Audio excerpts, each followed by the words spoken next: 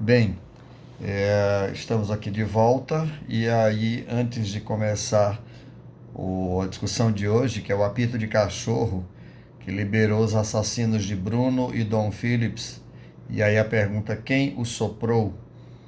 Eu quero lhe estimular a que você possa fazer a sua inscrição no canal, ativar o sininho para quando tiver outras, né, novas publicações e também lhe estimular a deixar seu comentário. Né? Como não é minha praia, o campo das redes sociais, né? Esse campo aqui do YouTube, eu peço que você possa dar o seu feedback, seus comentários serão muito bem-vindos, porque na sala de aula a gente tem aquele feedback visual dos alunos, das alunas, das alunas. Aqui eu preciso do seu feedback com like, dislike, comentários, enfim, para que a gente possa acertar mais e melhor. Então vamos à discussão de hoje, que é jogo rápido, como na anterior, né, na publicação anterior. Então foi iniciada há muitos séculos, né, no mundo e há algumas décadas no Brasil a chamada linguagem subliminar no mundo da política, ou como algumas pessoas chamam, o apito de cachorro. Esse tipo de linguagem passou a ser eficientemente utilizada como forma de manipulação política. E mais recentemente, com códigos, ações sinalizadas apenas de modo indireto, nas entrelinhas, usam-se palavras específicas e frases aparentemente inocentes com deliberado propósito de conduzir os que assumem o papel de cães de caça. Então é aquela palavra, aquele símbolo, aquele assessor que estava fazendo o gesto, né, da supremacia branca no paletó, nas costas, lá dentro do Congresso Nacional, ou as músicas, né, de Goebbels, que aquele secretário de comunicação estava utilizando. Então, a linguagem subliminar, aquelas linguagens que dizem uma coisa, mas querem dizer outra, não é? E aparentam inocência, aparentam ingenuidade, quando na realidade é um jogo, não é? Que serve para ativar aquelas pessoas que estão à espera dos sinais, da sinalização da semana, do dia, do mês, do período, da etapa, não é? E os outros que não são do grupo passam batido.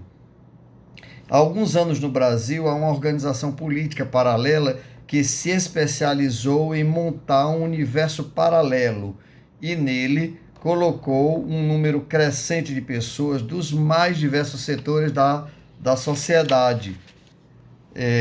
Profissionais liberais, policiais, forças armadas, médicos, elite financeira, estudantes.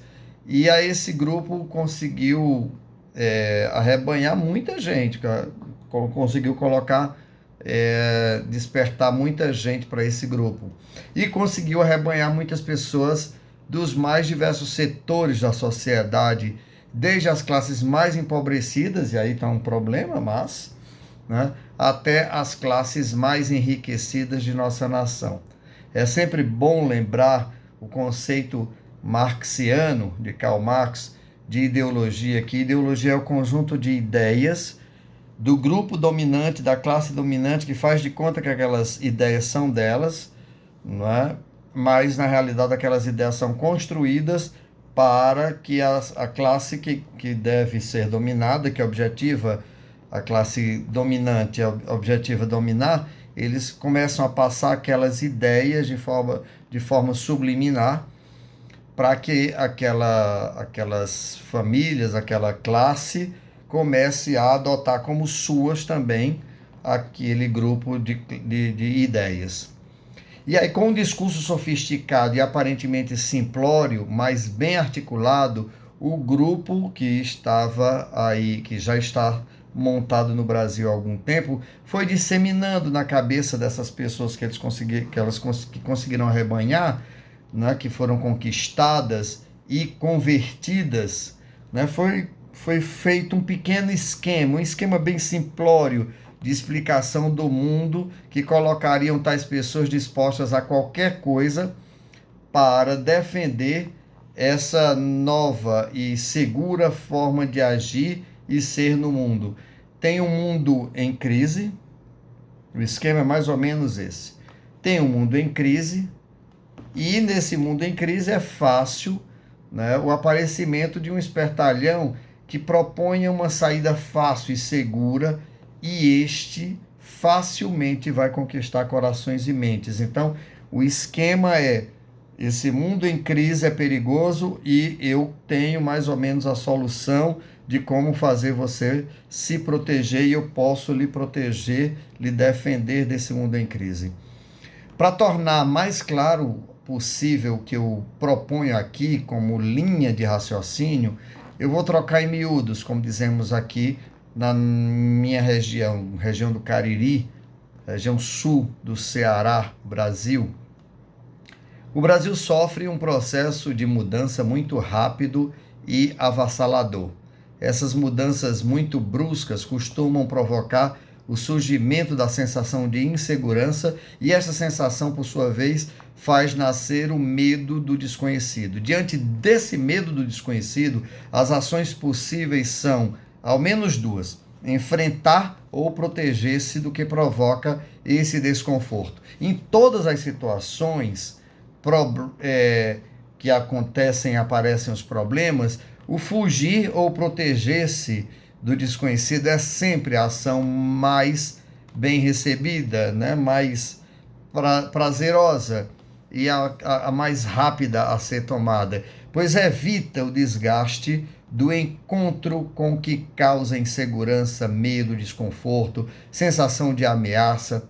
E aí, ao perceber esse grupo de pessoas nas quais é possível transformar as mudanças da sociedade em medo, podem surgir dois grupos, pelo menos, de governantes com esse calhamaço de medo, de insegurança. Pode surgir os que tentam estimular para que as pessoas se vejam instigadas, estimuladas a aproveitar o ambiente de mudança e aprender com o novo, né? Aprender um novo modelo de viver no mundo, ser desafiado e superar o desafio, e aí se tornam pessoas mais fortes, porque aprenderam como mudar junto com a situação. E podemos ajudar a que, diante das mudanças que causam insegurança, as pessoas percebam que também elas podem mudar, aprendem com a novidade, aceitam os novos desafios e se reinventam, tornando-se pessoas diferentes para uma realidade diferente, sem mais medo da mudança. É claro que aí a gente se lembra quando Nietzsche diz que nós, ainda que sejamos seres nômades, nós temos uma tendência a buscar a sedentariedade, a nos acomodar. Então, mesmo aquelas pessoas que buscam mudar, chega um determinado momento em que elas começam a evitar a mudança, a se estabelecer naquilo que ela já mudou e acha que já mudou o suficiente. Entretanto, há uma outra atitude mais fácil de conquistar corações e mentes assustados com as mudanças do mundo: ajudar a fugir, prometendo proteção contra tais mudanças e contra os novos tipos de pessoas que surgem como frutos indesejados desse novo cenário de mudança. Há sempre, repito, uma grande quantidade de pessoas dispostas a lutar com unhas e dentes e armas contra todas as pessoas e ideias que surgiram, né, e que surgem propondo mudanças. E quando essas mudanças implicam também um crescimento do controle dos que pensam que o mundo deve ser somente deles, aí começa o conflito entre os que querem manter-se dominando sobre tudo e sobre todos, E aí a mudança costuma ser recebida a bala, esquartejada, queimada e lançada em uma vala, como foram Bruno e Dom. Quando os que se acostumaram a mandar, a matar, a desmatar, se sentem ameaçados, a reação costuma ser descomunal. No entanto, quando a garantia da segurança é dada justamente àqueles que se creem acima do bem e do mal, que se põem acima de tudo e de todos, quando a garantia de proteção é dada diuturnamente através de discursos abertos por parte de quem governa o país, não precisa haver mandante, pois qualquer pelado, e aí nos lembremos do acusado do crime, né, contra Dom e Bruno, cujo apelido é Pelado, se sente acobertado, estimulado, legitimado a matar, esquartejar, queimar, jogar na vala comum, numa vala qualquer agente de mudanças.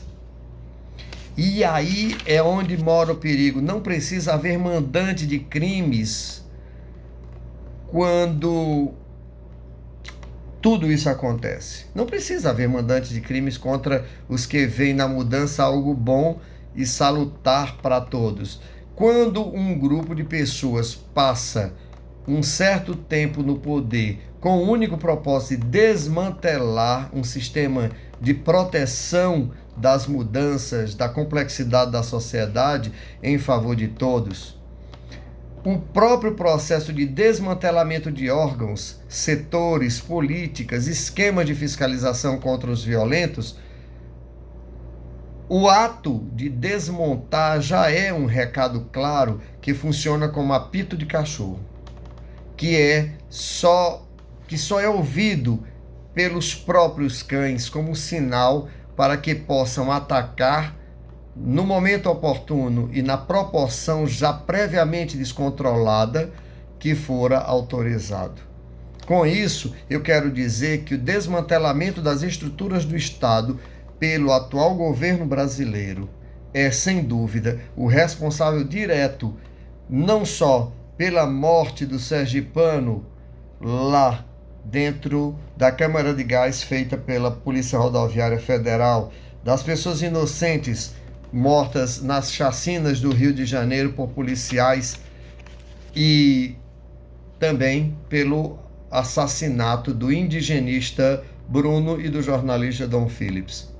Eu não sei se as investigações desses crimes bárbaros sequer serão bem conduzidas a um bom termo, ou se já existem garantias silenciosas a todas essas pessoas, a todos esses assassinos, de que receberão a graça do perdão por seus crimes anteriores e futuros. Mas eu sei que um Estado desmantelado por esse atual governo somente interessa a quem também quer matar, esquartejar, matar com câmara de gás ou com tiro a queima-roupa. Mas esses assassinos começam matando pessoas isoladamente.